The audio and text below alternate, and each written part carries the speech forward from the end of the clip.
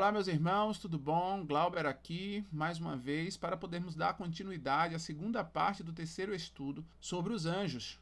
Meus irmãos, se você chegou até aqui através desse vídeo, eu peço encarecidamente que você possa assistir os vídeos anteriores para poder entender e ter base para o que nós vamos falar nesse estudo, pois esse estudo é praticamente a suma de tudo que nós vimos. Nós vimos na primeira parte sobre a questão da possessão. Nós estamos estudando sobre a possessão. Nós vimos que a possessão não é algo somente denominado as trevas, possessão demoníaca. Mas o nome possessão, ele vem da raiz da posse, né, do domínio, algo que se possui. Logo, eu posso ser possuído por Deus, ser posse dele e assim, sendo posse do Altíssimo, ele dá ordem aos seus anjos para poder acampar ao meu lado, me instruir, me iluminar a mente, me consolar, agir em minha vida, intercedendo, me protegendo em tudo. Porém, eu posso também fazer a escolha de não entregar a minha vida a Cristo, não viver de acordo à vontade dele, de acordo aos preceitos dele, de acordo aos reclamos dele, e assim, automaticamente, pois não existe meio termo, não existe o estar em cima do muro, eu serei posse de Satanás e seus anjos, dos anjos das trevas, dos demônios. Então é assim que a nossa vida é. Por mais que durante toda a nossa história, desde pequeno, a gente aprende através das escolas, das coisas que assistimos na televisão, nas mídias, nas séries, nos filmes, de que eu tenho uma vida minha, ao qual eu vivo sem intervenção nenhuma, nem do bem nem do mal, eu posso viver por mim mesmo, de forma independente, isso não é bíblico. E o cristão, ele vai pela Bíblia, pelo assim diz o Senhor. E a Bíblia nos declara, a nossa regra de fé, a nossa regra de conduta nos declara que existe uma guerra entre o bem e o mal. E nessa guerra não existe meio termo. Ou você está de um lado das trincheiras, ou você está do outro lado das trincheiras. Ou você leva contigo um estandarte, ou você leva o outro estandarte. Não existe eu ser do bem, mas cometer o mal. Não existe eu ser do mal, mas cometer o bem. Não existe essa dicotomia. Hoje existem muitos ensinos, como o ensino do Yin Yang, de que todo bem tem um pouco do mal e todo mal tem um pouco do bem. Isto não é bíblico. Pelo contrário, isso vai contra a Bíblia, pois em Deus não existe nenhuma mácula e em Satanás não existe nenhum bem. Ele é um ladrão que vem somente para roubar, destruir e matar. Vimos também, irmão, 3 pontos aqui que é muito importante para podermos entender o que nós vamos estudar daqui para frente. Vimos que por conta da queda de Adão, nós estamos fadados às consequências do pecado que ele cometeu. Então a gente vê que existem doenças que são de consequências naturais à consequência do pecado. Vimos também que existem doenças propositais ou causais, ou seja, que a gente que causa essas doenças. Ou seja, eu já vou falecer de qualquer forma por conta que a palavra de Deus declarou, mas eu posso estar adiantando essa morte, me colocando em situação de risco, não andando com Deus e assim exposto aos ataques de Satanás. Eu posso, através da minha alimentação, através da minha forma de vida, as noites sem dormir, desenvolver doenças crônicas piores, que fará com que, ao invés de eu morrer em uma morte boa e saudável aos meus 100 anos, 90 anos, eu irei morrer aos 60, aos 50, por conta de um infarto, por conta de uma doença crônica, uma doença fatídica. Vimos também sobre as doenças espirituais. Essas doenças, elas se manifestam tanto na mente quanto fisicamente. E essas doenças, elas não têm uma causa observável. Eles pressupõem que essas doenças vêm por conta do ambiente que a gente vive, de traumas da nossa infância e etc e tal. Porém, eles não têm o cerne, eles não têm a raiz desses problemas. Mas Deus nos dá essa luz e é sobre isso que nós vamos estudar agora, sobre as doenças espirituais. Meus irmãos, esse ponto nós já estudamos no estudo passado. É interessante que vocês possam estar estudando direitinho cada ponto ao qual eu trouxe várias mensagens do Espírito de Profecia e trechos da Bíblia também para poder embasar cada coisa que nós estamos pontuando aqui. Mas então vamos entender as doenças espirituais. Para entendermos as doenças espirituais, nós temos que entender algo chamado histeria. Antigamente, lá, logo depois da queda da Torre de Babel, e até antes, só que antes eu creio que não temos registros, então não temos como entender mais ou menos como aconteceu. Mas, depois da Torre de Babel, ali quando iniciou a Mesopotâmia, nós vamos ver que ali já existem registros de pessoas que sofriam problemas ao qual o ser humano não conseguia observar a causa. Antigamente, ou a pessoa morria de velhice, ou ela ia caçar em uma onça, um leão matava ela, ou alguém matava ela, ou ela fazia alguma extravagância, comia muito uma coisa ou outra e falecia, ou essa pessoa desenvolvia certos tipos de comportamentos ao qual os homens daquela época não conseguiam identificar a causa. Esse comportamento, ele foi visto desde ali da Mesopotâmia até o Antigo Egito. Ellen King, uma mulher que estudou sobre a histeria antes de Freud, ela escreveu o seguinte: no Egito Antigo e Mesopotâmia, havia registros de sintomas histéricos ligado a causas espirituais e possessões demoníacas, sendo tratado por meio de rituais e exorcismos. Isso aqui já nos diz muito. O povo de antigamente ligava esses sintomas que eles não conseguiam identificar a causa como causas espirituais ou possessão demoníaca. Então eles entendiam que era algo que não provinha do nosso natural, mas provinha do sobrenatural. Lembrando de que ali no Egito e na Mesopotâmia nós temos homens extremamente saudáveis. Nós cristãos, nós cremos que foi Deus que criou o homem em um período de 6.000 anos atrás, e Deus criou Adão e Eva. Adão e Eva caiu em pecado. Deus tirou eles do Jardim do Éden. Ali eles viveram em torno, ali em média, dos seus 2.000 anos, que foi o período antediluviano. Foi quando o homem caiu em uma decadência tão grande que Deus se arrependeu de criar o homem, porém viu graça em Noé, e aí fez o plano do dilúvio. Com o dilúvio, ele destruiu toda a humanidade, porém uma humanidade ainda edêmica, com todas as características de Adão e Eva ali depois do Éden. Nós podemos ver isso na Bíblia pela idade que eles viviam. Adão, Noé, Matusalém foram homens que viveram centenas de anos, quase 1 milhar de anos, né? E isso mostra a saúde que eles tinham. Eles não tinham mais a eternidade, porque perderam por conta do afastamento deles com Deus por conta do pecado, porém, eles tinham ainda uma saúde perfeita. E isso foi durante, em média, 2.000 anos. Depois desses 2.000 anos, depois do dilúvio, a gente vê que tanto quanto sua geração, filho, neto e até bisneto, ainda tinha longevidade. Eles ainda tinham bastante saúde, então eles não morriam por qualquer coisa. Eles eram muito fortes. Mas quando eles viam pessoas, eles também não conheciam a doença que nós conhecemos hoje. Mas quando eles viam pessoas sendo transtornadas, fazendo situações ao qual eles não tinham como explicar, automaticamente eles que tinham uma proximidade mais ali do Éden, tinham a certeza de que Deus criou eles e que existe sim um Deus e toda uma batalha, porque foi isso que eles aprenderam de Adão e toda a descendência. Eles automaticamente falavam, olha, isso aqui é algo que está acontecendo espiritualmente. Não provém de Deus, logo isso provém do inimigo de nossas almas, da serpente que tentou Adão. Então, isso é registrado, não é algo que é hipótese de nossa mente. Isso é registrado nos próprios escritos mesopotâmicos encontrados e do Egito Antigo encontrado, que lá já tinha essas situações. Porém, a ciência, ela dá outra explicação para isso, dizendo que o povo de antigamente, como eles não tinham a ciência moderna que nós temos hoje, eram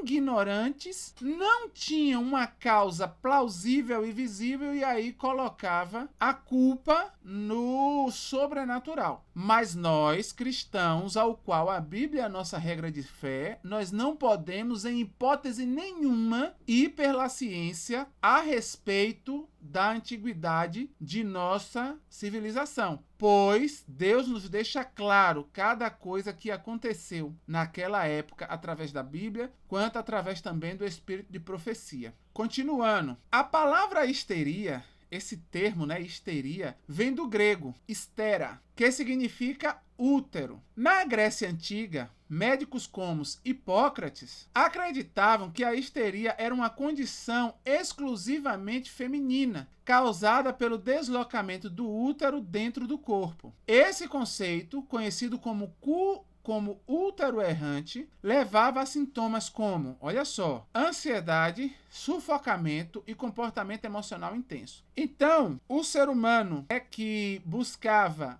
tirar Deus da equação, e nós vamos ver que essa luta, ela iniciou na Grécia, né? Foi na Grécia que nós tivemos ali os primeiros traços de uma civilização que queria ter o homem como centro, e nisso afastando Deus, colocando Deus para o lado de escanteio. Essa civilização, a civilização grega, ela buscou explicação plausível para esses acontecimentos. E como esses acontecimentos eram atribuídos somente às mulheres, eles acreditavam que era por conta do ato de ter um bebê dentro dessa mulher. Ou seja, a mulher tinha um corpo normal, ela engravidava, se formava aquela grande barriga e na mente deles vinha para onde foi os órgãos, o que é que está acontecendo com os outros órgãos, o pulmão, o rim, o pâncreas.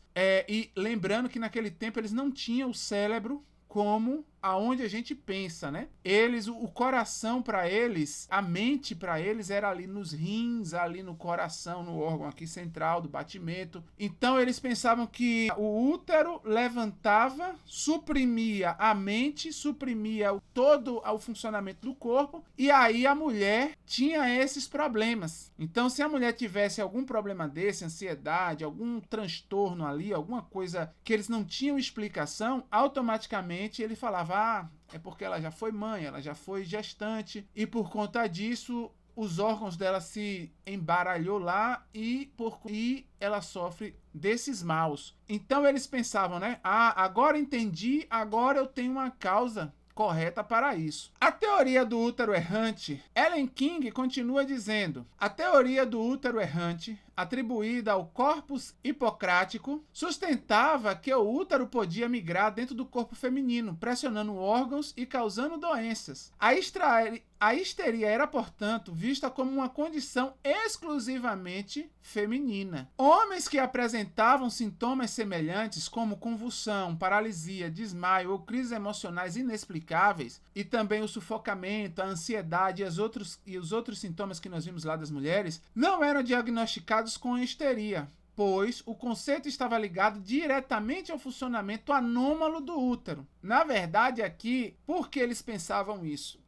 Nós vamos ver lá na frente certos sintomas que existem. Um dos sintomas da histeria é algo que para o homem era totalmente normal, mas a sociedade não aceitava que as mulheres tivessem esse tipo de comportamento. Galeno, que foi ali do século II depois de Cristo. Então perceba, os gregos começaram ali por Hipócrates e outros médicos trazer uma visão da histeria, e Jesus veio a esse mundo. Quando Jesus veio, era essa visão que eles davam a esses sintomas ao qual eles não tinham explicação, certo? Depois que Jesus veio, no segundo século depois, um homem chamado Galeno aceitou a ideia de uma origem uterina nos casos femininos, mas entendeu o conceito de doença psíquica aos homens. Então ele começou a observar os homens e falar: não, os homens têm a mesma coisa que a mulher e é um distúrbio aí. É algo que realmente é idêntico da mulher, só que o homem não tem útero. Por que isso acontece no homem? Esses mesmos sintomas. Então ele começou a atribuir essa doença à questão da mente, inicialmente nos homens. As mulheres ele continuou achando que era útero, mas para os homens ele começou a dizer que era algo que surgia na mente do homem, atribuindo sintomas semelhantes a desequilíbrios dos 4 humores. Então ele começou também a atribuir isso ao humor do homem. Então, se o homem está muito feliz, é normal passar pelos sintomas da histeria. Mas se o homem está triste, então esses sintomas agravam. Aí ele começava a ver uma suposta causa para esse homem ter aqueles sintomas histéricos. Perdeu toda uma fazenda, ou um pai morreu, ou ele fez algum culto ao seu Deus e esse Deus não aceitou, ou ele, por acaso, teve uma discórdia em algum ritual dos cultos dele, né? Vários sintomas. Através de várias... Nos homens, tais sintomas não eram chamados de histeria, mas sim de melancolia ou mania. Isso a gente vai ver pela professora Veit, é uma professora de História da Medicina na Universidade da Califórnia, São Francisco. Agora vamos ver os sintomas comuns de histerias. Esses sintomas também foi recolhido através de pesquisas. Vamos ver quais eram os sintomas que desde lá do Egito Antigo, da Mesopotâmia, ali de Nimrod, Torre de Babel, até hoje se é identificado como sintomas sobrenaturais, que da mente, né? Vamos dizer assim, da mente, que o ser humano ainda não consegue entender em si a raiz, porque ela não é observável. É uma raiz que vem da mente da pessoa, o ser humano ele não consegue apalpar nem observar. Sintomas motores. Eles tinham paralisias inexplicáveis, geralmente de membros, um membro paralisava ou coisa do tipo. Tremores, ficando tremendo, e espasmos, ou seja, tiques. Convulsões psicogênicas, ou seja, não epiléticas, não por conta de uma situação física como a falta de sangue. Se a pessoa tiver com pouco sangue, ela pode ter uma convulsão porque o corpo ele começa a entrar em colapso, aí ela tem a convulsão física. Mas nesse caso existem também as convulsões psicogênicas, que são convulsões que vêm da mente. A mente ali perturbada, ela traz o ato da convulsão. Posturas rígidas ou bizarras, que nós vimos lá naquelas capas de filmes, né, do estudo passado. Que sempre quando a gente vai para Hollywood, a gente vai ver nas possessões as pessoas fazendo posturas totalmente feias, né, e rígidas, entortando a coluna para trás, as mãos, tudo. E isso eles não tiraram da imaginação. Isso já acontece, já é registrado pela humanidade. Desmaios frequentes, que se chama também de síncope. Então a pessoa está ali e começa a ter alguns desmaios frequentes. Tem também os sintomas sensoriais, que era a anestesia, ou seja, ela perdia a sensibilidade em certos lugares do corpo, formigamento ou sensação de queimação no corpo, assim, ou no braço, meu braço está queimando, ou não estou sentindo, minha perna está formigando, sendo que não tinha uma causa física para aquilo, ou seja, não foi porque ela trabalhou o dia todo, não foi porque, entendeu? Tinha sempre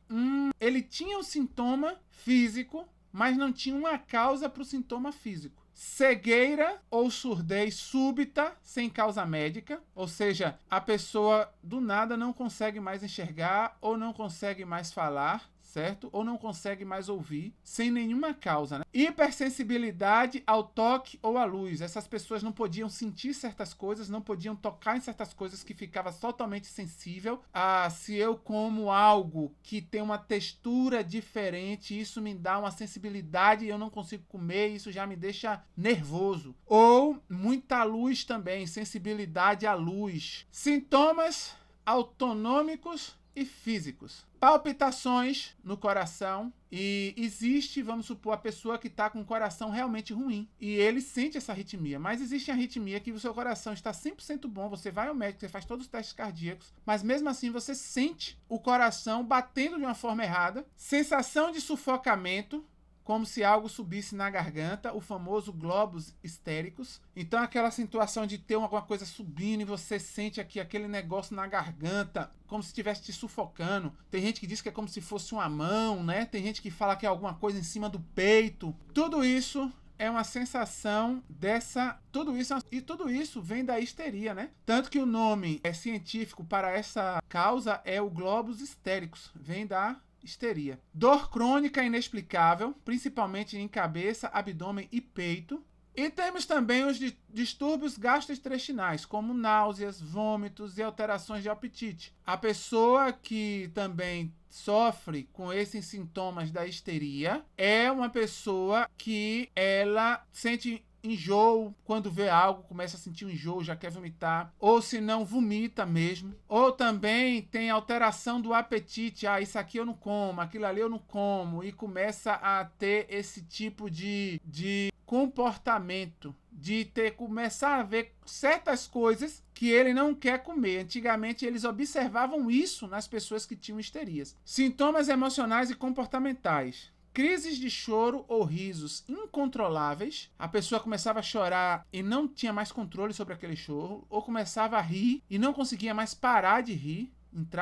Tem pessoas que têm essa crise até hoje, né? Mudança bruscas de humor, ou seja, eu tô feliz aqui agora, daqui a pouco eu já tô triste, daqui a pouco eu já tô feliz de novo. Mudança brusca de humor. Teatralidade nas expressões emocionais. Eles achavam que era um teatro da pessoa. Mas não, a pessoa, as expressões emocionais dela era extremamente exagerada. Se ela era apaixonada, ela era extremamente apaixonada. Se ela estava triste e aconteceu alguma coisa, ela era extremamente triste. Se ela via uma pessoa chegar e ficava feliz pelaquela chegada da pessoa, ela ficava extremamente feliz. Se alguém fez alguma coisa mal a ela e ela ficava com raiva dessa pessoa, ela ficava extremamente... Então esse ápice nas emoções, esse descontrole emocional, que antes chamava de teatralidade e dramatização, era observado em todas as pessoas que tinham histeria. Hipersexualidade e comportamento sedutor inadequado. Foi o que eu falei atrás, né? Ou seja,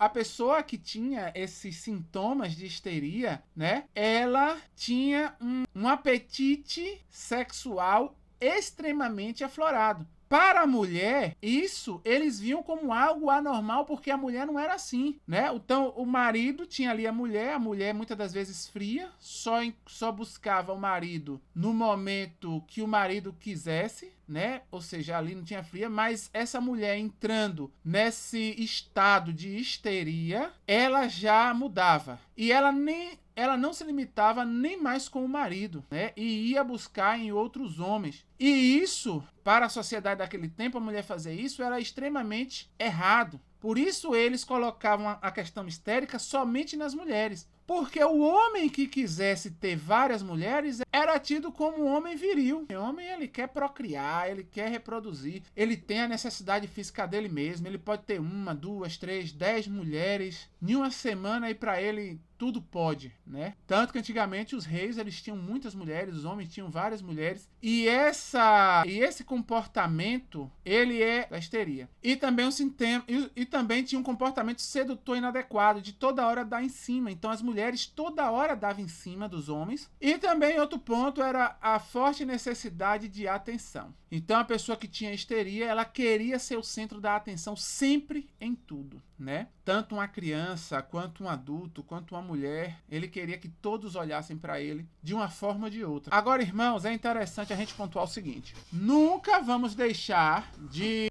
ter o link de que o que antigamente os homens do tempo de Noé, Cã, Sem, Jafé, Abraão, Isaac, Jacó, o que antigamente no tempo deles era chamado de doença espiritual, possessão de Satanás, algo sobrenatural, o que eles chamavam disso, entendiam, e através disso buscava em Deus a libertação. Porém, as religiões pagãs já achavam que era os espíritos falando, como vocês vão ver aqui nos próximos sintomas. Já a religião pagã achava que isso era uma manifestação dos espíritos, das entidades, ou por conta de um desagrado do mundo espiritual na pessoa. O que eles entendiam que era isso, na Grécia, a gente não pode esquecer, na Grécia, eles mudaram e colocaram nome científico colocaram como uma doença. Então, esses sintomas que foram observados desde lá dos mais antigos marcos da civilização escrita, né, onde teve a escrita, o que eles antes observaram, hoje, ou nesse período grego, quando Jesus veio à Terra, e até ali o 2º século com Galeno, eles botaram o cunho de ser uma doença comum como uma outra doença. Eles tiraram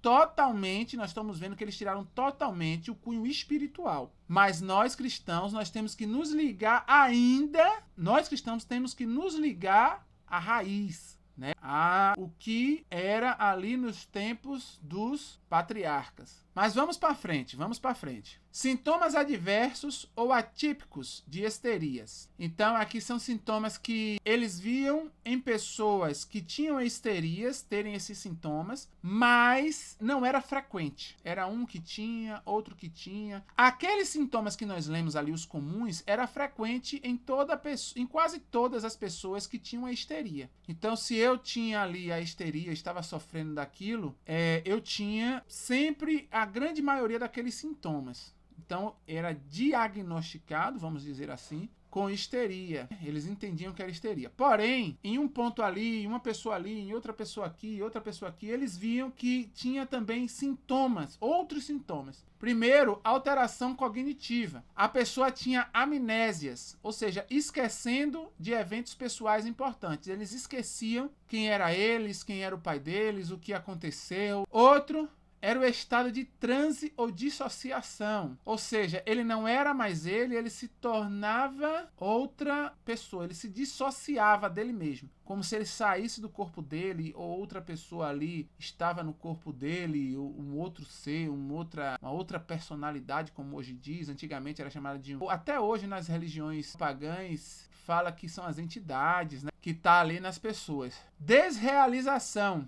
Sente o mundo como irreal ou sonhador. Então ele está vivendo ali no mundo, mas ele sente como se tivesse nenhum sonho, né? Nenhum outro cosmo, nenhum outro astral, como hoje em dia se fala. Sintomas psicóticos registrados em casos extremos. Então, em casos que a histeria foi extremamente forte, né? Ali a pessoa foi transtornada mesmo, nós sabemos, pelo corpo espiritual, né? Em casos que a pessoa foi muito transtornada espiritualmente, nós vamos ver que ali ela já começa a ter alucinações visuais ou auditivas. Então veja que era nos sintomas mais extremos que a pessoa começava a ver e a ouvir coisas que, para as pessoas que estavam observando, elas não conseguiam ouvir e eles não conseguiam ver. Delírios místicos ou religiosos. Olha só como aqui a ciência descreve o que a religião diz como delírios místicos ou religiosos. Ou seja, a pessoa já está dizendo ali que, olha, eu estou vendo isso tem a ver com um plano espiritual, isso tem a ver com algo diferente, né? E um terceiro sintoma é o acreditar estar possuído por espíritos. Então, naquele tempo da histeria, e nós vamos ver que foi até recentemente, a pessoa dizia o seguinte: olha, o que está acontecendo comigo não é comum. Eu sei que eu estou sendo perseguido por seres sobrenaturais. Muitos dizem, tem demônios falando comigo, tem demônios me perseguindo, eu tô vendo, olha ele ali. Mas aí esses homens que, principalmente os gregos, que tiraram Deus da equação, né? Que tinham o homem como o cerne de tudo, Deus, o próprio Deus era o homem, então tudo se concentrava no homem, então só era se o homem observasse, se ele entendesse. Isso foi o helenismo, né? Ali forte, o iluminismo grego, que veio já dali, né? O âmbito iluminista, do homem ser o centro, né? O antropocentrismo. Foi com eles que o cunho espiritual foi colocado de fora. Então, não, você esqueça esse negócio dele estar falando com o espírito. Isso aí tudo vem da mente dele. Então, foi com estes homens que o cunho espiritual foi tirado. Então, hoje, muitas pessoas que podem até dizer, né? Estou possuído, estou por espíritos, mas a ciência, ela vai descartar essa situação. Hoje, a religião ainda crê nisso. tanto o catolicismo quanto o protestantismo, né? O adventismo também. Nós cremos que Satanás e seus anjos, eles estão presentes nesse mundo interferindo, porque é o que a Bíblia nos revela e a gente não pode ir contra a palavra de nosso Deus. Porém, isso até no cunho religioso está começando a se perder. E nós vamos ver o porquê lá na frente. Fenômenos motores extremos. Catalepsia, ou seja, rigidez completa do corpo, semelhante à morte. Movimento de dança descontrolada. A pessoa fica sempre se balançando de forma controlada ou até dançando de forma controlada. E houve um fenômeno, né, da dança de São Vítor na Idade Média. Lá no século XV e XVI, né, houve um fenômeno que as pessoas começaram a dançar de forma descontroladamente. Tanto que esse São Vítor aí, ele é o santo dos dançarinos e dos epiléticos. Porque as pessoas dançavam e começavam também a ter epilepsia, né? E eles entendiam que aquilo era uma maldição desse São Vítor. Porém, quando você via a situação das pessoas que entravam nesse estado, eram pessoas que já tinham os sintomas da histeria. Tinha também os ataques histéricos em massa, ou seja, surtos coletivos. Ou seja, uma pessoa tem histeria aqui, aí a outra começa a ter, até que todo um grupo enorme, pequeno, médio, enorme de pessoa, ela começa também a ter essa mesma ação histérica. E isso acontece. Se a gente for estudar de forma carinhosa, até hoje em dia isso acontece. Mas isso nós vamos ver até em outros estudos. Alterações menstruais inexplicáveis também é um sintoma raro. Alterações menstruais inexplicáveis. E desenvolvimento de falsa gravidez, pseudociese. E mudança temporária na voz ou na escrita. Então, quando a pessoa tem essa questão da histeria, a voz dela muda. Então, meus irmãos, aqui a gente consegue ver todos esses sintomas de histeria. As fontes para esses sintomas, King Ellen, ou Ellen King, Michel Tremblay e Ilsa Veit, que escreveu esse livro também sobre histeria. Sobre o assunto da histeria, esses são os grandes nomes da nossa civilização, certo? Atual, moderna. Teve outras pessoas que estudaram a histeria e nós vamos ver isso. A influência de Jean-Martin Charcot e Sigmund Freud foi decisiva na transformação da visão histérica, especialmente na passagem do modelo sobrenatural, moral, para o modelo médico-psicológico. Então, tanto Charcot quanto Freud, eles foram o divisor de águas para excluir de todo o corpo científico, de todo o corpo estudantil, de todo o corpo acadêmico, a possibilidade da histeria ser algo sobrenatural ou moral. Foi a partir deles que todas as faculdades, todos os ensinos, o lato sensu, tudo agora deveria excluir a hipótese, não é nem mais hipótese, de que a visão histérica fosse de cunho sobrenatural e moral. Então hoje, você não pode conversar isso nas academias, das grandes faculdades, das grandes universidades, tratando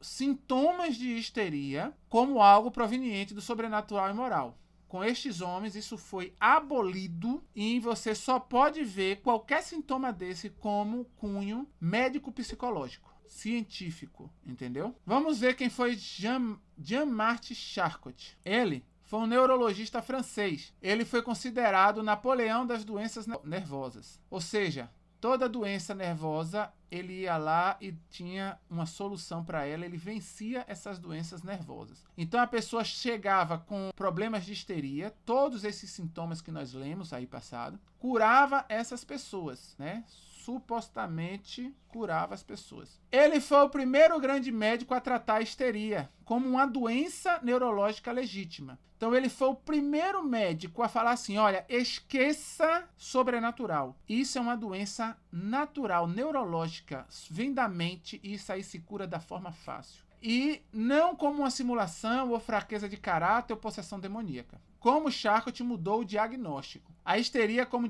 distúrbio do sistema nervoso. Charcot acreditava que havia uma base física, neurológica para a histeria, mesmo que a ciência da época não pudesse detectá-la ainda. Então, a ciência não conseguia ver, e até hoje também não consegue. Porém, ele decretou e todos aceitaram que era uma doença neurológica. Por quê?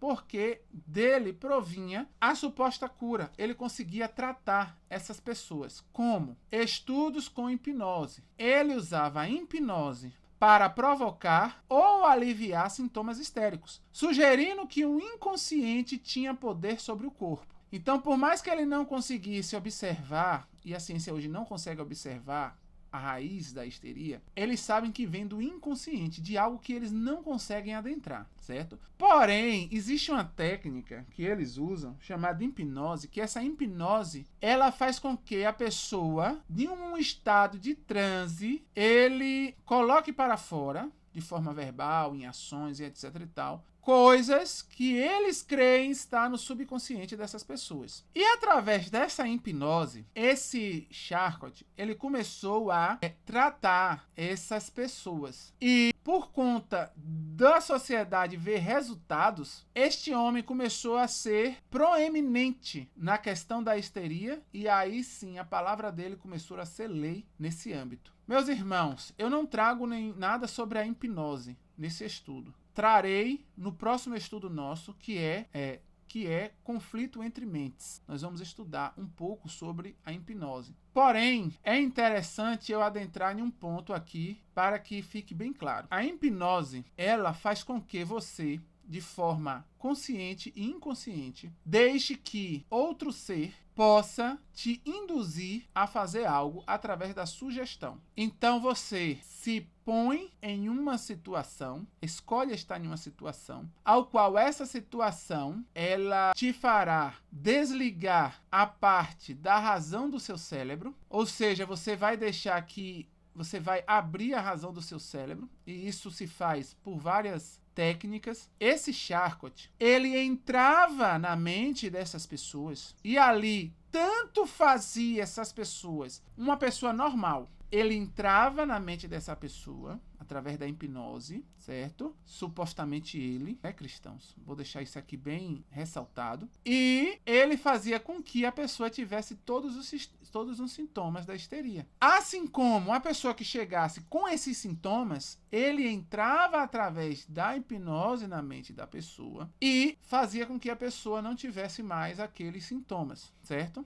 Por conta disso, esse homem se tornou, como aqui mesmo diz, o Napoleão das doenças nervosas. Ele também realizava sessões públicas, como está escrito aqui, no Hospital de Salpêtrière, em Paris, onde demonstrava sintomas histéricos em pacientes hipnotizados, como acabamos de falar. E a classificação dos sintomas, isso aqui é muito importante. Ele catalogou sistematicamente diferentes ataques histéricos, convulsões e paralisias psicogênicas. Então, ele começou a falar o seguinte, olha, isso aqui é isso, isso aqui é isso, isso aqui é isso, isso aqui é isso. Ele foi catalogando cada sintoma. Então, ele falou o seguinte, nada disso é espiritual, esqueça a espiritualidade, e isso nada mais é do que essa doença, essa doença, essa doença, essa doença. Porém, ele não sabia as causas. E aí entrou um homem chamado Sigmund Freud. Esse Sigmund Freud, ou Freud, ele era um médico austríaco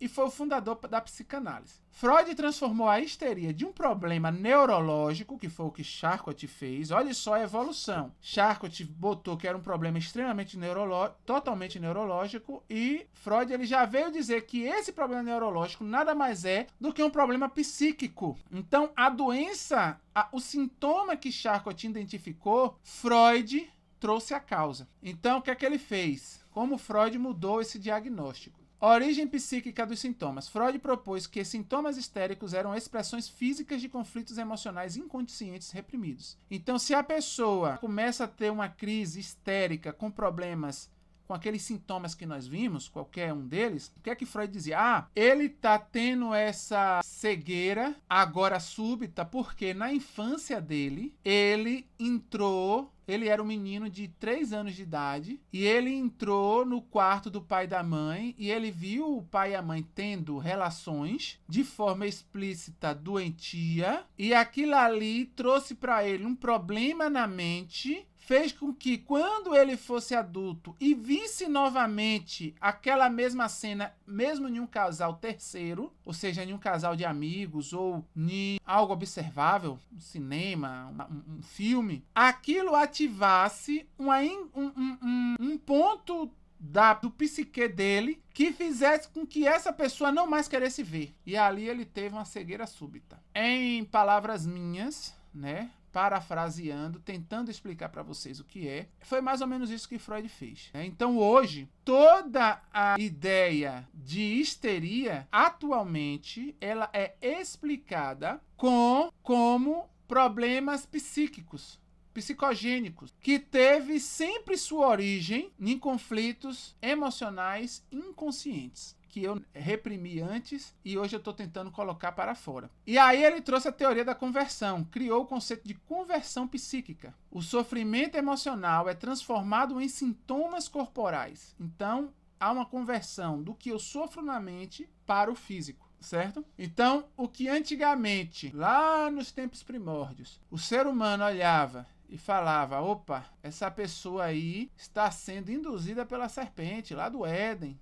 de Adão, a mente dela está corrompida, a mente dela está sendo induzida por Satanás. Tudo isso mudou, não é mais isso. Esquece tudo que está lá. E hoje o nome disso é conversão, né? E também tem o de dissociação, né? Que é quando a pessoa é um estado até mais agravante do que a conversão. Aí ele fez estudos de caso, e aí tem um famoso caso de Ana, que na verdade foi tratado por Joseph Breuer, como sintomas físicos desapareceram após a expressão verbal dos traumas. Então, a pessoa tinha um trauma de infância, aí foi até esse homem aí, Jeff Breuer, e lá ela veio, de alguma forma, ela disse como foi a infância dela, e aí o psicólogo ali, o psicanalista falou, rapaz, eu já sei porque você tá tendo aí esses sintomas histéricos. Foi porque quando você era pequeno, seu pai fez isso. Aí, nesse momento, a pessoa, foi isso mesmo? Foi. Aí ela se curou. Não teve mais aqueles problemas. Aí, por conta disso, por conta dessas curas, né, dessas supostas curas, todo mundo olhou para Freud, porque isso foi um conceito dele, por mais que tenha sido feito por Joseph Breuer, mas foi um conceito dele, ele trouxe isso também em estudos deles. Freud se tornou um pai da psicanálise. Por quê? O ser humano agora tinha algo confortável para os seus problemas. Se o ser humano agora estava tendo uma explosão de ira, né, que é chamada de crise histérica, e tá ali querendo quebrar tudo, ou pegando uma faca para matar uma pessoa, isso não é mais um demônio em você. Não é mais um cunho religioso. Você não está em pecado. E isso foi porque quando você era pequeno, você viu o seu pai brigando com o vizinho. E aí o seu pai pegou uma faca e esquartejou o vizinho na sua frente. E aí você olhou para aquilo ali e ficou na sua mente aquilo ali reprimido, aquele espanto. E quando você cresceu, você chegou em um momento, por conta de situações do meio em que você vive, você começou a botar aquilo para fora. Então agora você é um homem como seu pai foi. Ou ao contrário, existem pessoas que, por conta do pai sempre ter sido um homem submisso, ele já quer ser um homem totalmente ativo, nervoso, brigão. Por quê? Porque ele não quer ser como o pai, porque o pai traumatizou ele na infância. Então, Freud, ele trouxe toda essa teia de fundamentação para cada sintoma da histeria, certo? Então, hoje, é dessa forma que funciona. Inconsciente e repressão. Freud induziu a ideia de que forças inconscientes, especialmente ligadas à sexualidade reprimida, tudo dele era sobre a sexualidade. Se você for estudar a vida dele, ele tinha problemas muito sérios quanto a isso, né? Assim como outros grandes nomes da sociedade, homens que fizeram marcos históricos na civilização, sempre tiveram problemas muito fortes com a sexualidade. Quem entender, entendeu. E ele dizia que isso tudo estava por trás da sexualidade, né? Tudo estava por trás da histeria. Então, para Freud, um dos grandes pontos que fez o ser humano ter esses sintomas da histeria era sempre o âmbito da sexualidade reprimida. Freud tem conceitos como o filho gostar de mulheres assim porque ele, na verdade, tinha um desejo sexual pela mãe. A filha não gosta de homens assim porque, na verdade, a filha, quando era pequena, teve também fantasias com o pai. E por conta disso, a filha agora cresce não querendo tipo de homens assim ou assado. E aí ele traz várias explicações, várias situações dessas. E ele trouxe também a mudança de paradigma. Ele deslocou o foco da doença do corpo para a doença da mente. Então, ele disse que hoje não existe mais a doença do corpo, mas existe somente a doença da mente. Irmãos, presta atenção. Nós não vamos entrar aqui no âmbito de poder dizer assim, até onde isso é verdade e até onde isso é mentira. Até onde eu posso credibilizar o que ele está falando e até onde eu não posso credibilizar. Nesse estudo, eu não vou entrar nesse cunho. Mas eu posso lhe dizer que Satanás, ele usa o seu exército de homens, assim como Deus tem os seus, que está pregando o evangelho a este mundo e a todas as nações. Satanás também tem os deles, que está pregando a vontade dele ao mundo. E o que a gente vê aqui é o seguinte, que na antiguidade, quando a pessoa tinha sintomas que o ser humano não conseguia entender, crises, problemas, gritos, falas, mudanças de voz, doenças, certas doenças expressadas no corpo físico, várias coisas como essa, eles tinham uma certeza que aquilo ali era de cunho espiritual. Na Idade Média, isso foi associado de forma forte a possessões demoníacas. Foi quando surgiu esse termo de forma forte, né? Ali com os relatos do evangelho, Jesus deixa bem claro, né? Nós vamos ver isso bem à frente. A igreja ali católica também, com esta base, entendia que as pessoas que tinham isso eram pessoas que tinham possessões demoníacas. Ali no século XIX, médicos como Charcot e Freud, que beberam do iluminismo, do empirismo, né, do niilismo, de todas essas filosofias ali, que nós sabemos modificou a mente da sociedade, e é o que rege a nossa sociedade atual, eles começaram a desvincular o que era antes de cunho espiritual para algo científico. E hoje está 100% focado na ciência da mente, que é a psicologia, a psicanálise, psiquiatria. E hoje, então, a histeria, que antigamente era possessão demoníaca e que para nós cristãos continua sendo, porque nós não podemos ir contra a palavra de Deus e contra o que Deus nos revela, a histeria é classificada em transtornos modernos, como transtorno de conversão e transtorno dissociativo. Então, hoje em dia, quando você quiser entender o que é histeria nos dias atuais, e hoje em dia, como é que eu identifico a histeria? Se você quiser entender, você tem que ir para esses dois pontos, o transtorno de conversão e o transtorno dissociativo. E quando nós vamos estudar esses pontos, nós vamos ver que eles têm ligações muito fortes com certas doenças que está dominando a humanidade. Uma delas é a ansiedade, que lá atrás nós vimos que um dos sintomas que eles viam nas mulheres que diziam que tinham histeria é que essa pessoa começava a ter ansiedade. A gente pode ver que esse homem, Neuer, ele escreveu esse livro aqui em 1998 chamado O Transtorno de Ansiedade, né? E que podemos ver também no Manual de Diagnósticos, o 5, né, de 2013, que a ansiedade ela tem sintomas incomuns com a histeria. E esses são somatização variadas e flutuantes, como dores que não existem, formigamentos que não têm causa, cansaços crônicos sem causa médica, respiração ofegante ou sensação de sufocamento, crise de pânico,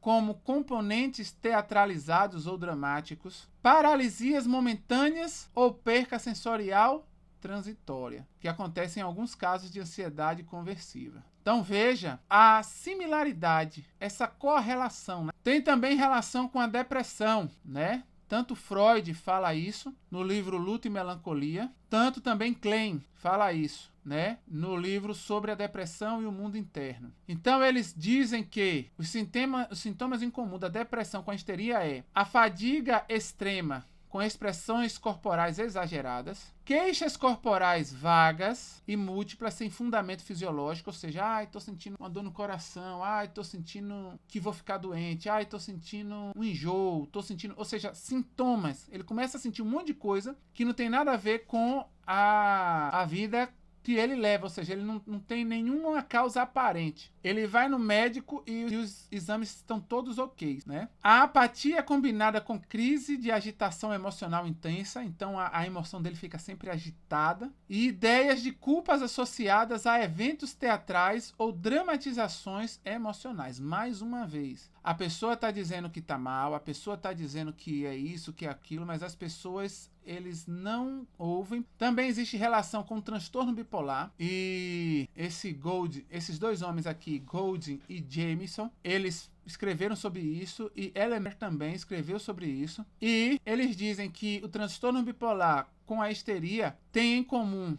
as fases maníacas com o histrionismo, né, que são comportamentos exagerados, sedutor e impulsivo, fuga de ideias como encenações dramáticas do eu. A mesma coisa, dramatização. Então, conversão emocional em sintomas físicos. Exemplo, perca de voz, cegueira momentânea, em episódios agudos. Então veja que o transtorno bipolar também tem esse paralelismo, né, com a histeria. Temos também os transtornos alimentares, que esse Brush e esse Bordeaux falam sobre essa questão, e eles traçam um paralelismo entre o transtorno alimentar e a histeria, de recusa alimentar como sintoma de controle inconsciente sobre o corpo, isso é análogo à conversão. Desmaio e fraqueza como forma de expressar o sofrimento psíquico não verbalizado. Hipersexualidade reprimida, transferida para controle alimentar, e ele chama aqui de histérico edípico. Então vamos lá. Tem também relação com burnout, que é uma doença bem recente, que o Maslow e o Dejour, eles falam, né? Por conta do trabalho, existem sintomas que são paralelos à histeria, como a exaustão emocional dramatizada, com sintomas físicos inexplicáveis, ou seja, a pessoa começa a ter certas doenças. Na verdade, ela não tem aquela doença física, mas por conta do estresse do trabalho, ela começa a desenvolver. A incapacidade súbita de continuar atividades por paralisia emocional e crises de choro ou colapsos psicossomáticos frente ao estresse. Também tem relação com os estresses pós-traumáticos. Tanto esse Van der Kolk quanto a Janet, eles falam flashbacks que se convertem em sintomas físicos, ou seja, eu passei por aquele trauma e aí depois, se eu viver algo que me faça lembrar, ou seja, um flashback, ali eu posso desenvolver uma cegueira, uma surdez, ou dores, ou desespero, ou várias outras coisas.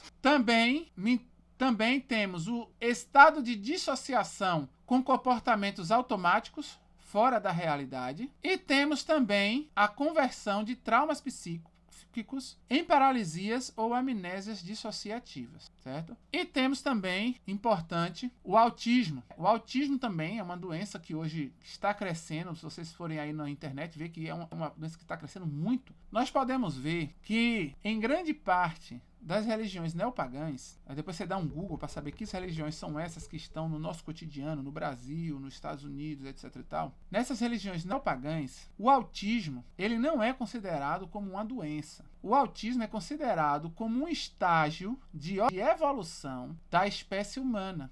Por quê? Existem pessoas desse meio que falam que o autista, ele tem uma sensibilidade muito maior do que uma pessoa que não é diagnosticada com autismo, de entrar em contato com o mundo espiritual. Então, o que é que eles dizem? Que uma criança autista, ela tem mais probabilidades e facilidades de se comunicar com os espíritos, os ancestrais, os mestres, as almas evoluídas, os seres evoluídos, do que uma criança normal. Elas são sensitíveis ao mundo espiritual. Olha que coisa interessante. Irmãos, isso você encontra no YouTube. É só você fazer uma pesquisa. Se você se dedicar a pesquisar, você vai ver vários podcasts aonde pessoas que são renomes nessas religiões neopagãs afirmando isso, né? E não por algo que ela vem tendo a hipótese, mas pela vivência dela. Boa fatia da sociedade hoje vem trazendo à tona a questão de que o autismo tem uma correlação espiritual. Mas a ciência e, infelizmente, os cristãos, e principalmente o que me deixa mais triste para mim, até a instituição Adventista do Sétimo Dia, trata essa situação como de cunho exclusivamente científico. Os sintomas que esses dois homens aqui, Baron e Wing, eles falam sobre a correlação do autismo com a histeria é de que o mutismo seletivo ou perda da linguagem temporária em contextos emocionais intensos é algo que tem esse paralelismo. Autoestímulos ou respostas sensoriais extremas que confundem com relações histéricas. Porque os histéricos, as pessoas que estão com os sintomas da histeria, que nós sabemos, né, que antigamente os homens ali do período de Noé, Sem, Jafé, Cã, Abraão, nós sabemos que naquele tempo isso era dado como problemas espirituais. E hoje é tratado como algo extremamente científico, psicológico. Episódios de agitação ou desregulação emocional, como teatralidade. Mais uma vez, o âmbito da teatralidade. Então também tem relação com o déficit de atenção ou com a hiperatividade. E que também é algo que está em muita criança, em muita gente. E a correlação é a dificuldade de manter a atenção associada a explosões emocionais abruptas. Isso antigamente era histeria. Comportamentos dramáticos, mais uma vez, o drama. Ou manipulativos em contextos afetivos, sobretudo em meninas. Impulsividade que se manifesta com atuação emocional exagerada ou teatralidade. Então a crise que a gente vê em crianças hiperativas e déficit de atenção, antigamente era histeria. E uma coisa me veio à mente aqui, e se veio à mente eu creio que é interessante que eu fale. Eu estava em uma igreja e um pastor, ele tinha um filho, que o menino era igual o meu era da mesma forma. Os dois eram extremamente inquietos. E quando entrava na igreja, aí é que eles eram inquietos mesmo. E eu e minha esposa, a gente não conseguia assistir um culto direito, né? E esse menino também, filho do pastor. E quando nós fomos, de uma feita, minha esposa foi ter uma conversa com esse pastor, e o pastor chegou e falou, não, mas isso é normal. Por quê? Porque a esposa do pastor era psicóloga. Então veja aí. E o psicólogo, quando ele tem um lato sensu, ele tem que ir pelo que a academia fala. Não é a Bíblia, é a academia. Caso contrário, ele não pode clinicar, correto? Se eu tenho um psicólogo que eu começo a fazer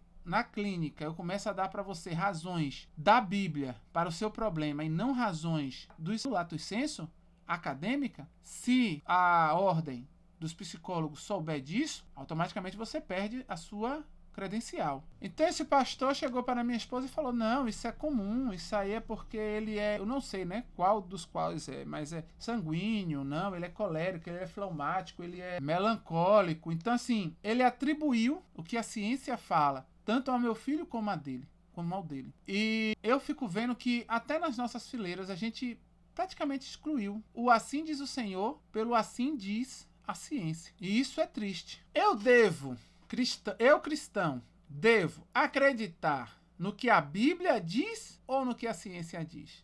Porque na Bíblia, meus irmãos, a gente tem também esses sintomas da histeria. A histeria, ela estava no tempo de Cristo, como nós vimos. Esse termo histeria começou ali com Hipócrates, e na Grécia ali 200, 300 anos antes de Cristo, no período helenístico. E a gente viu ali que Galeno, 2 séculos depois, no século II, ali no ano 100 e alguma coisa, também tratava dessa situação. Então, no tempo de Jesus, essas doenças que eles diziam ser doenças físicas, a Bíblia nos mostra outro nome para elas. E nós vamos ler juntos. Então, em Mateus 9, 32, 33, a gente vai ler. E quando eles saíam, trouxeram um homem mudo, possuído por demônios. Então a mudez desse homem era por conta da possessão de um demônio. E o demônio sendo expulso, quando o demônio saiu desse homem, o mudo falou rapidamente. no mesmo momento. Então veja que o que hoje a gente vê um homem ficando mudo, ou saindo, ou estava mudo e agora fala por conta da hipnose, na Bíblia nos diz que isso é por conta de um demônio. Já a ciência nos diz outra coisa totalmente diferente. Aí a minha pergunta é, devo eu ir pela ciência ou devo ir pela Bíblia? Eu devo crer na palavra que Cristo proferiu ou eu devo crer no que a ciência proferiu? Isso é uma questão de fé, meu irmão. Tens fé? Essa é a pergunta. Vamos ver também, já em Mateus 12, vamos ver também assim. Então lhe trouxeram um possuído por demônio, cego e mudo. Mais um caso, né? Que antigamente, no tempo de Jesus, a humanidade, os romanos, os gregos, todas as outras civilizações, os pagãos diziam que aquilo ali era histeria. Mas a Bíblia nos deixa claro que era possuído por um demônio. Ele era posse de Satanás. Então era um demônio que estava fazendo isso com ele. Em Mateus 17, 15, diz assim: Senhor, tem misericórdia de meu filho, pois é lunático. Ó, lunático. Hoje em dia, essa questão do lunático, louco, né? Faz essas crises e etc e tal, essas doenças. Hoje em dia nem existe mais tanta questão do lunático, porque qualquer coisa que você faz, existe uma explicação cabível, né? Freudiana para isso. Pois é lunático e padece muito, porque muitas vezes cai no fogo e muitas vezes na água. Trazemos a...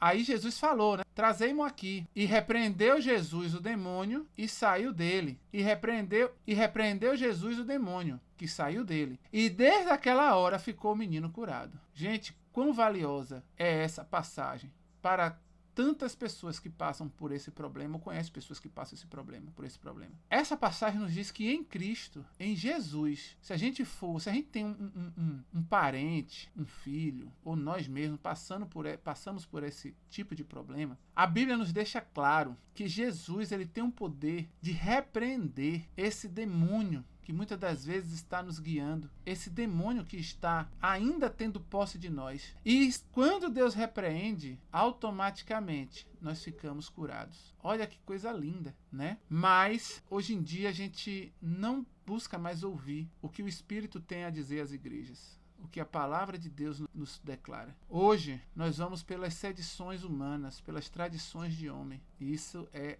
ruim. Em Marcos 5, 2 a 5, nós vamos ver uma passagem bastante famosa, né? E saindo ele do barco, imediatamente veio ao encontro dos sepulcros um homem com espírito imundo, ou seja, com espíritos de demônio, o qual tinha sua morada nos sepulcros, e nenhum homem podia prendê-lo. Não concorrentes. Porque tendo sido muitas vezes presos com grilhões e correntes, e as correntes foram arrancadas em pedaços e os grilhões quebrados em partes, e nenhum homem podia amansá-lo. Então ele estava ali transtornado, né? Como acontece com a histeria e hoje com a dissociação e a conversão. E sempre, de dia e de noite, estava nos montes e nos sepulcros, gritando e cortando-se com pedras, ou seja, a automutilação. Quantas mães têm filhos ou parentes, quantas pessoas têm irmãos que muitas das vezes estão em casa, presos em um quarto, em uma corrente. E se formos a Cristo, Cristo liberta. Aqui na Bíblia diz que são espíritos imundos,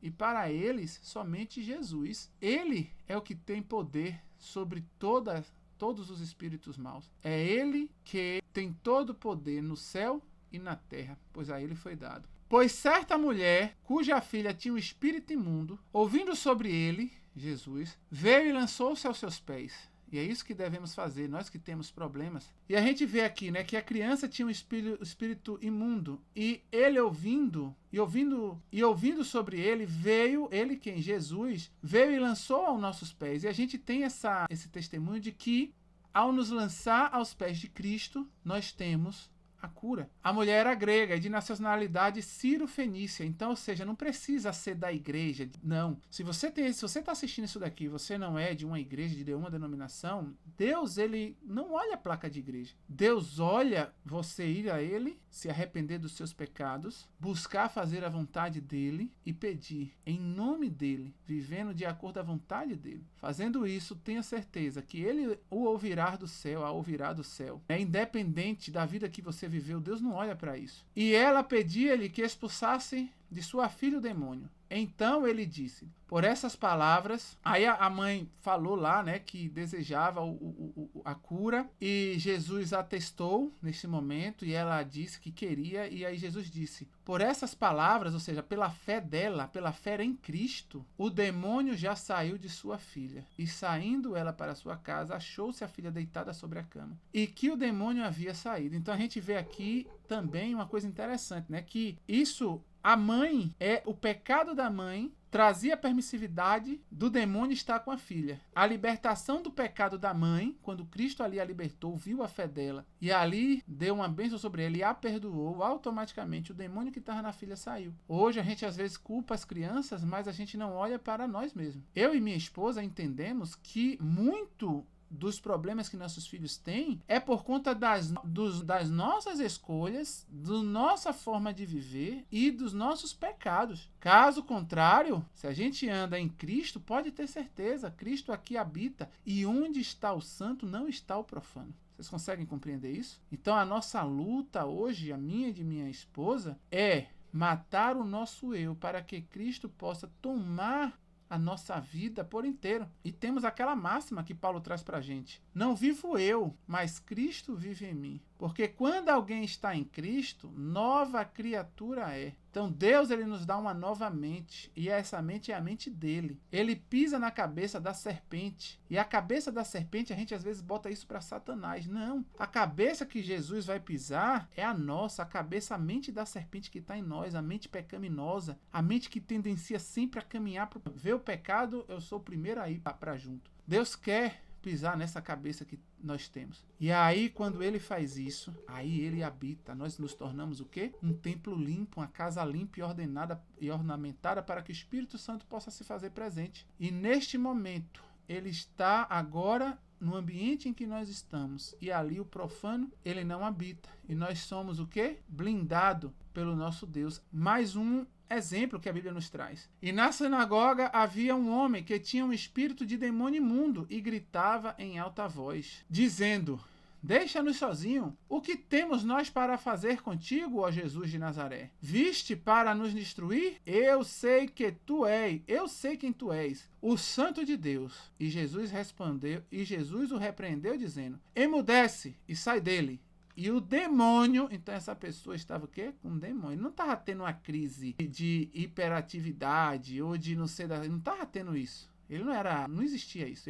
Ali era o quê? Um demônio. E lançando-o por terra no meio dele, saiu dele sem lhe fazer mal. Olha que lindo, né? E a gente vê uma coisa interessante, que esse homem ele estava onde? Na sinagoga. E isso nos deixa claro que existem muitos, mas muitos demônios possuindo muitos cristãos dentro de todas as igrejas, principalmente da igreja que professa o nome de Deus para esses últimos dias, que é a igreja adventista do sétimo dia. É triste dizer isso, né? Às vezes quando a gente fala, a gente fica assim, nem querendo falar, porque assim, não querendo de vergonha, mas a Bíblia declara que, infelizmente, é necessário que Deus levante as vestes e mostre a vergonha de seu povo.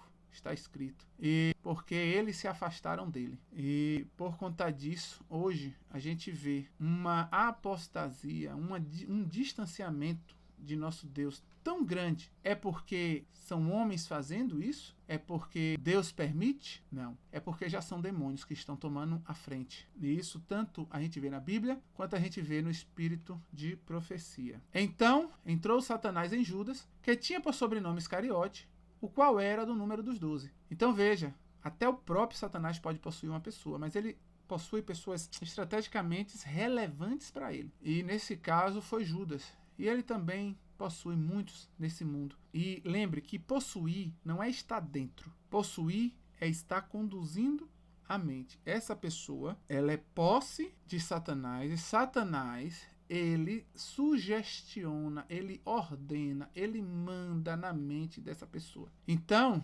Satanás coloca nessa pessoa pensamentos, ordens. Tudo vem através de ordens na mente. Não é que Satanás agora entra e faz daquela pessoa uma marionete e agora Satanás é que controla o corpo da pessoa, não. Satanás fala, faça dessa forma, é isso aqui, é aquilo ali, esse homem tá, olha, esse aí precisa morrer, vá lá e mate, não sei das quantas. É assim que Satanás opera e trabalha. Ao entender, então, meus irmãos, a gente viu toda essa obra que Satanás já fez na sociedade, de descaracterizar a possessão que ele tem pela humanidade em algo natural, científico, algo inato ao homem, uma doença e etc e tal. Uma doença, né? Uma condição. E por conta disso, a gente vai ao médico, ao psicanalista, ao psicólogo, ao psiquiatra, ao neurologista, mas não vamos àquele ao qual somente ele tem a verdadeira libertação e cura para esse problema. Vimos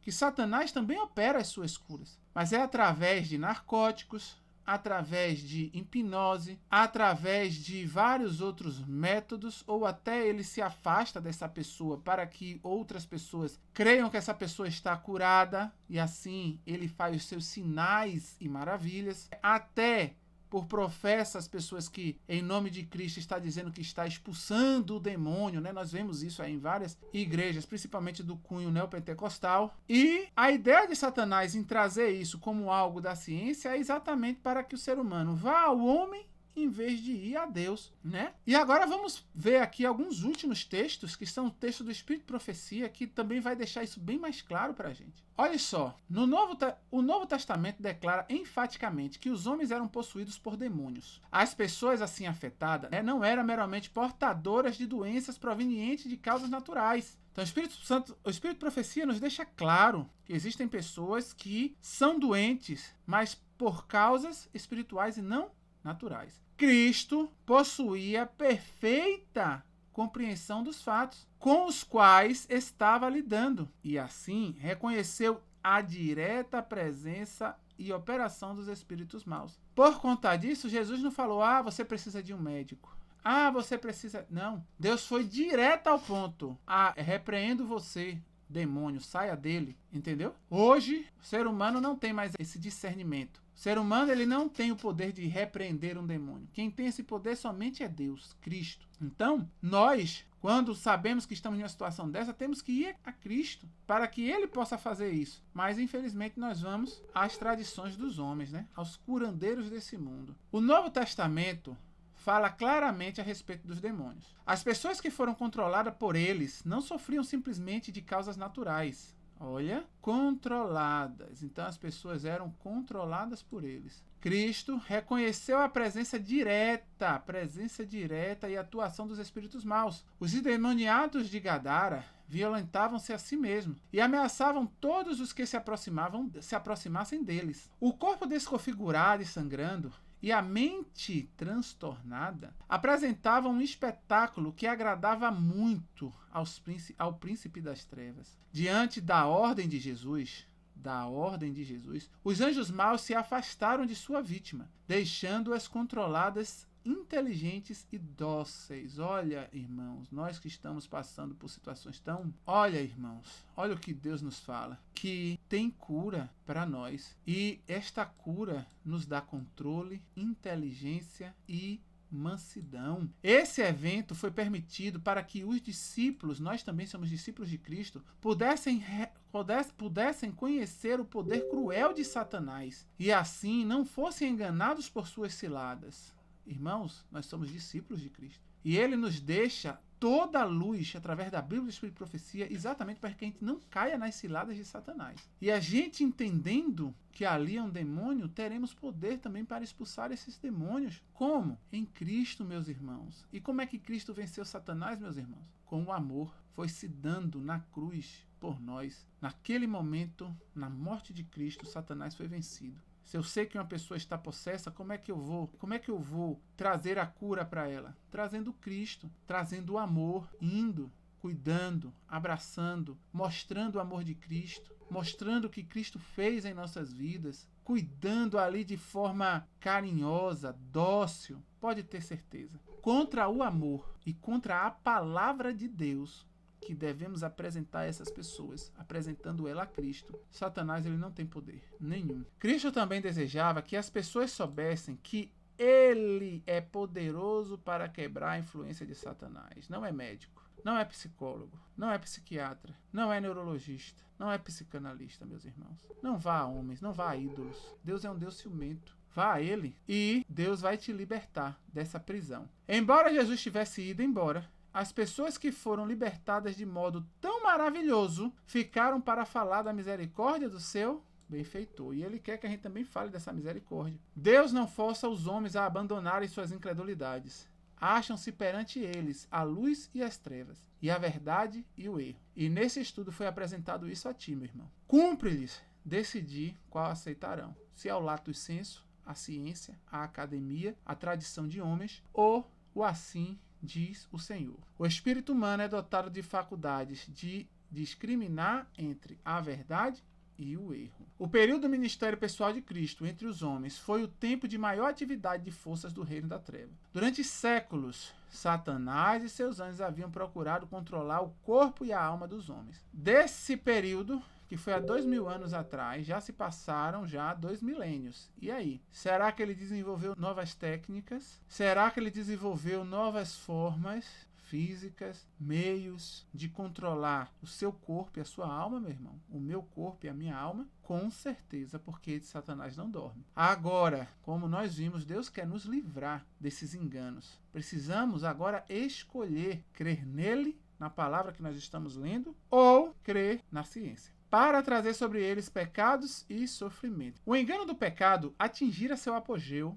na época em que Cristo começou seu ministério. Todos os meios para depravar a alma dos homens haviam sido postos em operação. Agentes satânicos estavam incorporados com os homens. O corpo de criaturas humanas, feito para a habitação de Deus, como vimos no início desse estudo, tornaram-se moradas de demônios. Então Deus é que queria estar controlando nossa mente, nosso corpo. Deus é que queria estar nos possuindo. Mas por conta da degradação, da nossa depravação, do nosso pecado, do nosso escolher o próprio eu, de querer viver da nossa forma, infelizmente você se torna posse de Satanás. Mesmo indo para a igreja, mesmo pregando, mesmo lendo a Bíblia, mesmo lendo o Espírito de Profecia, enquanto ainda existe o eu em você, você tem como senhor Satanás. Claro que se você estiver lutando para ir contra os pecados que ainda te afligem, se você já abomina o mal, o qual desonra o trono do nosso Senhor, porque ele não deveria estar existindo, esse mal, se hoje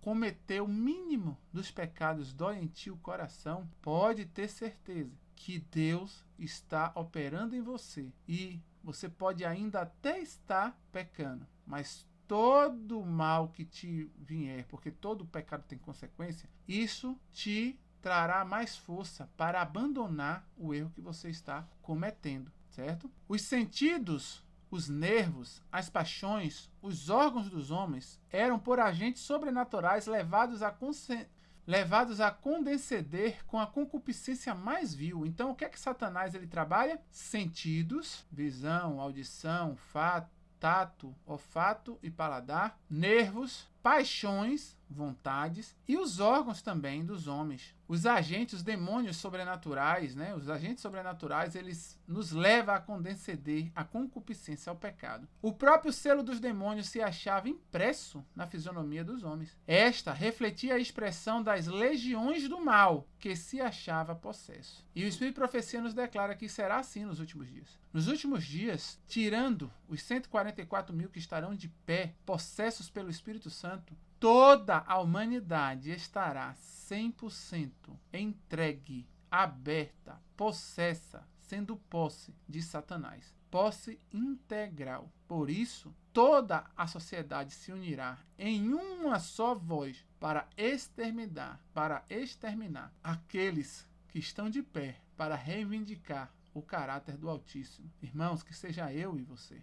Que a gente possa entregar nossa vida a Deus para que Ele possa trazer, refletir a imagem dele em nós. Satanás rejubilava por haver conseguido rebaixar a imagem de Deus na humanidade. Então veio Cristo, a fim de restaurar no homem a imagem do seu Criador. É o que Deus quer fazer conosco, irmão. Satanás tira de nós a imagem de Deus. Cristo coloca em nós de novo essa imagem. É vivendo Cristo, vivendo a vontade dele, vivendo as leis, os preceitos bíblicos, que nós nos restauraremos à imagem de Cristo. Cristo veio para expelir os demônios. que haviam dominado a vontade. Veio para nos erguer do pó, reformar o caráter, manchado segundo o modelo de seu divino caráter, embelezando com sua própria glória. Homens sob a influência de espíritos maus operarão milagres. Eles farão as pessoas ficar doentes, mediante lançarem sobre elas encantamentos, removendo depois de repente. Então, meus irmãos, Satanás tem poder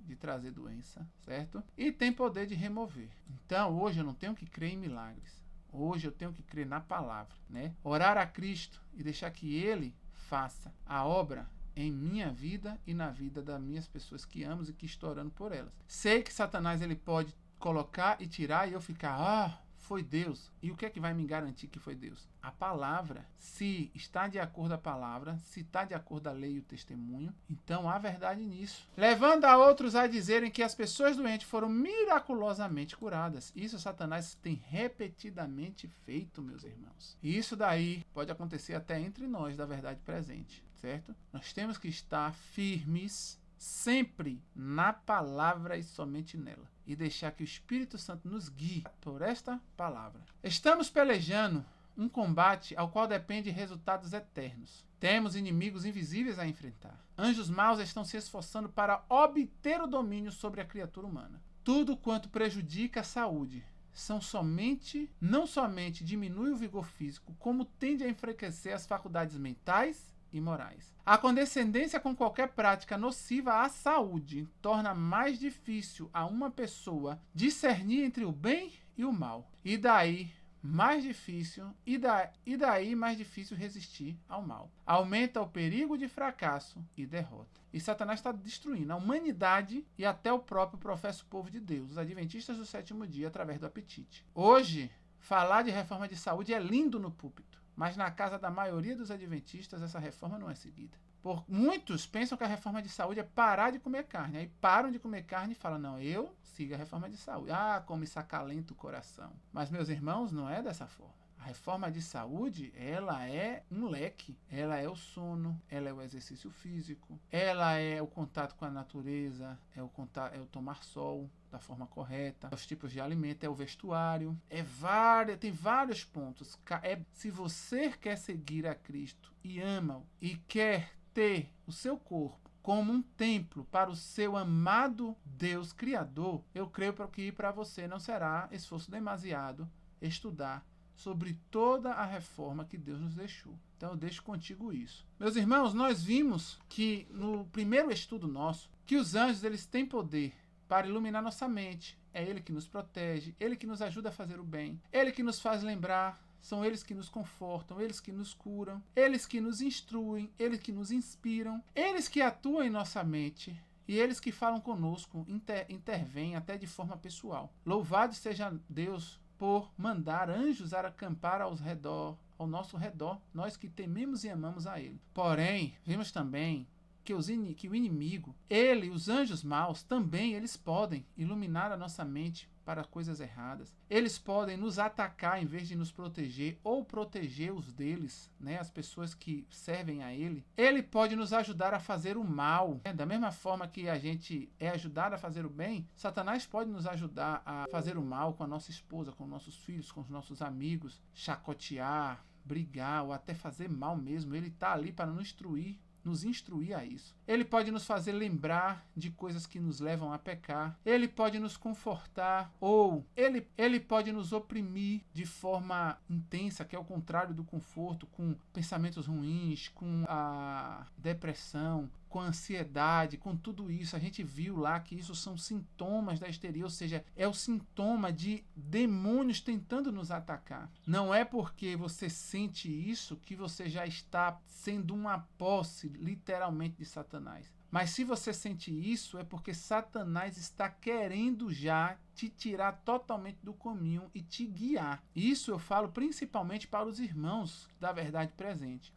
muitos ainda têm desses sintomas. E alguns desses sintomas que nós falamos. Louvado seja Deus aqueles que não têm nenhum. Porque eu creio que... Não, tira essa parte do louvado seja Deus que ninguém tem nenhum. E esses sintomas, eles não caracterizam já uma possessão completa de Satanás. Porque a possessão, ela tem graus. Ela vem aos pouquinhos. Satanás, ele começa um pouco aqui, aí te deixa bem à vontade com aquele erro. Aí começa depois a te dar mais erro, até que esse erro se torna um hábito. Esse hábito se torna um vício e ali ele te acorrenta no pecado. Te acorrentando no pecado, aí sim ele começa a falar a sua mente e você não tem mais como resistir a ele, porque você agora é um servo dele. Enquanto sua mente não está acorrentada, você ali está deixando ele agir através da condescendência com o pecado. E se você está tendo condescendência com o pecado, você não pode ser instruído pelos anjos de Deus. Você está sendo instruído pelos anjos de Satanás. Porém, a qualquer momento você pode decidir por Deus. A qualquer momento você está livre para isso. E muitas pessoas ainda sentem certos sintomas e essas pessoas devem ir a Cristo. Senhor, Satanás está tentando me atacar, sei já que é ele. Aí a pessoa começa a sentir tal coisa, desespero, ansiedade, dor aqui, dor ali. E pensando em coisas erradas, pensando em morte, pensando em coisas ruins. Pai, o inimigo está tentando me atacar. Me ajuda no poder do teu nome. Pai, aí agora você vai à cura. Ele quer curar, Jesus quer curar. E ele cura de quê? De uma doença, né? E essa doença é o quê? Física? Não, espiritual. Então você pede a cura. Pai, aonde estou pecando? Me ajuda, me mostra, pois eu sei que todo pecado tem o dedo de Satanás. E toda tribulação, toda enfermidade também provém dele. Onde eu estou pecando, meu Senhor? Quando eu falo enfermidade e doença aqui, eu estou pontuando nas espirituais, certo? Que é o que nós estamos falando. Então a gente vê que Satanás também bota a doença e cura dessas doenças. Os demônios também instruem os seus servos. Eles inspiram também. Ele atua em nossa mente, os demônios. E ele também fala conosco de forma pessoal, encarnada. Então a gente vê que tanto os anjos de Deus, eles operam para o bem com todos esses pontos, como os anjos maus também operam para o mal com todos esses pontos, quando estamos deixando que ele nos guie através dos nossos pecados. Precisamos ter muito cuidado, meus irmãos, vigiar. E é no vigiar, quando a gente vê o perigo se aproximar, que a gente ora. Vigiai e orai. Pela alma de todo homem, porfiam anjos bons e anjos maus. Olha só como isso aqui é forte. É o próprio homem quem determina qual deles ganhará. Meus irmãos, nós podemos escolher e determinar quem vai tomar posse de nossa mente 100%.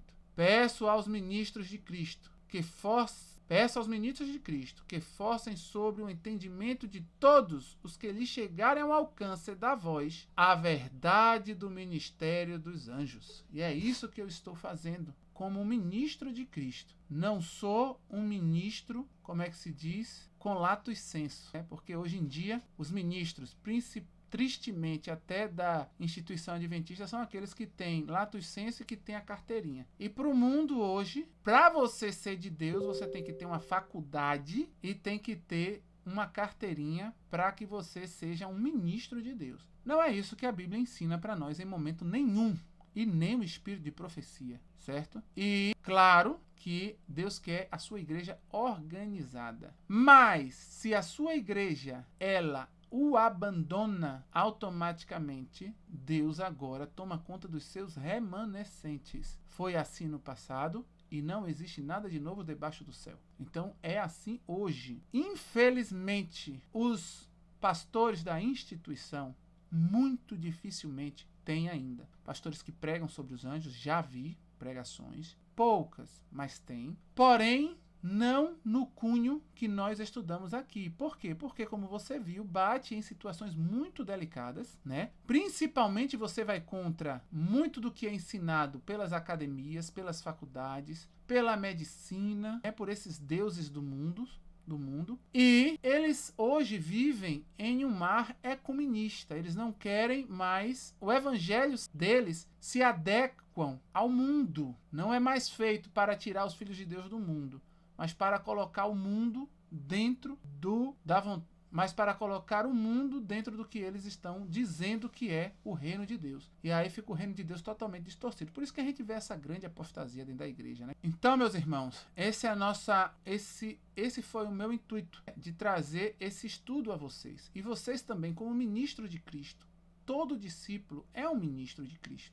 Todo discípulo, ele tem alguém ao lado dele que ele precisa ministrar, precisa ensinar, precisa guiar, precisa mostrar a verdade. Seja ele quem for, um filho, uma mãe, um vizinho, um primo, todos somos ministros de Deus. Então todos nós temos que ensinar essas verdades. Está aqui todas as verdades e estarei colocando no grupo do nosso O Caminho esses PowerPoints, para que vocês também, se precisarem dos textos, possam utilizar, certo? Então hoje a gente tem o poder de escolher, está possuído por Deus ou está possuído por Satanás, mas essa escolha somos nós que fazemos, não é o inimigo que faz por nós, não é Deus que faz por nós, e cabe a nós ir a Cristo, abandonar os nossos pecados, viver de acordo à vontade dele, contemplá-lo para nossa mente ser transformada dele. E é muito maravilhoso viver a vontade de Deus. Eu e minha casa, nós servimos a Deus e nós podemos dizer que sim, há muito, até mais prazer do que o mundo oferece em seguir a Cristo. Porque um dos prazeres que eu mais tenho com Cristo é o de entender que o que nós vivemos não é mais o fim para nós. Vamos ver Cristo voltar em vida e, se for a vontade dele, formos mártires. Hoje eu entendo que a morte é um sono. Todas as noites Deus me mostra como é a morte. Eu deito, durmo, perco os sentidos de mim mesmo, não sei se estou respirando, não sei se estou, simplesmente apago. E no outro dia acordo todo cheio de vigor para trabalhar, para falar com minha esposa, com meus filhos, brincar. E nisso eu vejo que é assim a morte também, né? Deus, ele nos mostra com o nosso dia a dia. Na cidade a gente não consegue ter essa percepção, ouvir a voz de Deus nesses ensinamentos. Mas quando a gente vem para o campo, hoje a gente mora no campo, aqui a gente tem paz para ouvir a voz de Deus e ter os ensinamentos a partir do natural, do que ele nos traz na natureza. E por conta disso eu hoje vivo em paz, coisa que eu não vivi durante toda a minha vida. E esse é o final do nosso estudo. Meu irmão, peço encarecidamente que você possa entregar a sua vida a Deus, que você possa viver de acordo à vontade dele, humildemente se achegar a ele, né? Viver de acordo a todos os reclamos que são de amor para nós, para que Satanás não tenha liberdade, autoridade, posse sobre você, nem seus filhos, nem a sua casa. Esse é o nosso estudo, e se você quiser acompanhar mais estudos, siga o Ministério O Caminho. Vou deixar o link do nosso grupo de WhatsApp na descrição, certo? Que Deus esteja com você, que ele te abençoe e te guarde, que faça resplandecer em você o rosto dele e que ele possa te dar a paz, a qual o mundo não conhece. Amém.